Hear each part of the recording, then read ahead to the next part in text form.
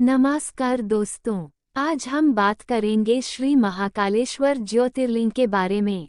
उज्जैन नगरी में स्थित महाकालेश्वर ज्योतिर्लिंग शिवजी का तीसरा ज्योतिर्लिंग कहलाता है।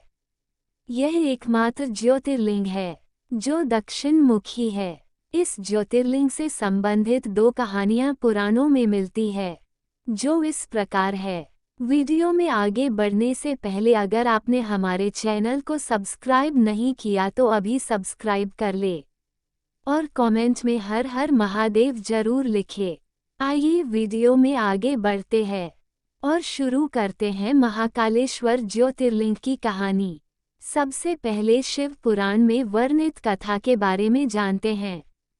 शिव पुराण की कोटि रुद्र संहिता के 16वें अध्याय में तृतीय ज्योतिर्लिंग भगवान महाकाल के संबंधन में सूत जी द्वारा जिस कथा को वर्णित किया गया है, उसके अनुसार अवंती नगरी में एक वेद कर्मर्थ ब्राह्मण रहा करते थे। वो अपने घर में अग्नि की स्थापना कर प्रतिदिन अग्निहोत्र करते थे और वैदिक कर्मों के अनुष्ठान में लगे रहते थे। भगवान शंकर के परम भक्त वह ब्राह्मण प्रतिदिन पार्थिव लिंग का निर्माण कर शास्त्र विधि से उसकी पूजा करते थे। हमेशा उत्तम ज्ञान को प्राप्त करने में तत्पर उस ब्राह्मण देवता का नाम वेदप्रिया था।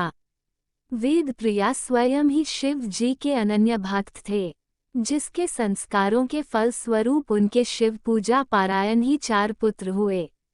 तेजस्वी तथा माता पिता के सद्गुणों के अनुरूप थे। उन 4 पुत्रों के नाम देवप्रिया, प्रिया, मेघा, संस्कृति और सुब्रत थे।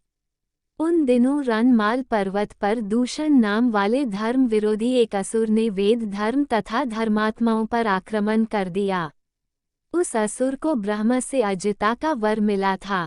सबको सताने के बाद अंत में उस असुर ने भारी सल लेकर अभिनेता यानी कि उज्जैन के उन पवित्र और कर्मनिष्ठ ब्राह्मणों पर भी चढ़ाई कर दी, जो असुर की आज्ञा से भयानक दैत्य चारों दिशाओं में कल की आज के समान प्रकट हो गए।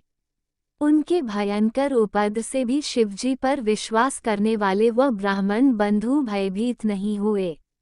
अवंती नगर के निवासी सभी ब्राह्मण जब उस संकट में घबराने लगे तब उन 4 शिव भक्त भाइयों ने उन्हें आश्वासन देते हुए कहा, आप लोग भक्तों के हितकारी भगवान शिव पर भरोसा रखें। उसके बाद वे 4 ब्राह्मण बंधु शिव जी का पूजन कर उनके ही ध्यान में लीन हो गए।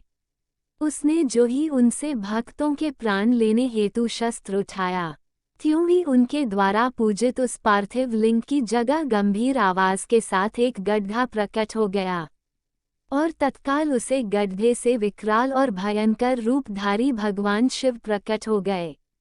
दुष्टों का विनाश करने वाले तथा सज्जन पुरुषों के कल्याणकर्ता हुए भगवान शिव ही महाकाल के रूप में इस पृथ्वी पर विख्यात हुए।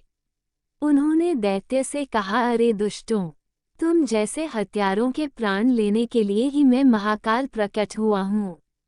इस प्रकार धमकाते हुए महाकाल भगवान शिव ने अपने हुंकार मात्र से ही उन व्यक्तियों को भस्म कर डाला। भूषण की कुछ सेना को भी उन्होंने मार गिराया और कुछ स्वयं ही भाग खड़ी हुई। इस प्रकार परमात्मा शिव ने दूषण नामक दैत्य का वध कर दिया। जिस प्रकार सूर्य के निकलते ही अंधकार छट जाता है, उसी प्रकार भगवान आशुतोष शिव को देखते ही सभी व्यक्तियों सैनिक पलायन करके देवताओं ने प्रसन्नता पूर्वक अपनी गांडू भैया बजाए और आकाश से फूलों की वर्षा की। उन शिव भक्त ब्राह्मणों पर अति प्रसन्न भगवान शंकर ने उन्हें आश्वस्त करते हुए कहा कि मैं महाकाल महेश्वर तुम लोगों पर प्रसन्न हूँ। तुम लोग वर मांगो। महाकालेश्वर की वाणी सुनकर भक्ति भाव से पूर्ण उन ब्राह्मणों ने हाथ जोड़कर विनम्रतापूर्वक कहा, दुष्टों को दंड देने वाले महाकाल शंभु, आप हम सबको इस संसार सागर से मुक्त कर दें। हे भगवान शिव, आप आम जनता के कल्याण तथा उनकी रक्षा करने के लिए यही हमेशा के लिए विराज हो जाए। प्रभु, आप अपने दर्शन आरती से मनुष्यों का सदा उद्धार करते रहे। भगवान शंकर ने उन ब्राह्मणों का सद्गति प्रदान की और अपने भक्तों की सुरक्षा के लिए उसे गड्ढे में स्थित हो गए।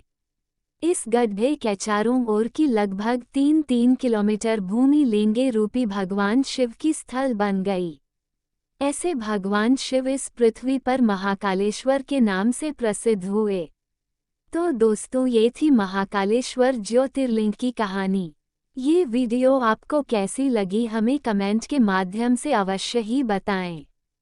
वीडियो को ज़्यादा से ज़्यादा लाइक और अपने दोस्तों के बीच शेयर करें और देखते रहिए सनातन शब्द।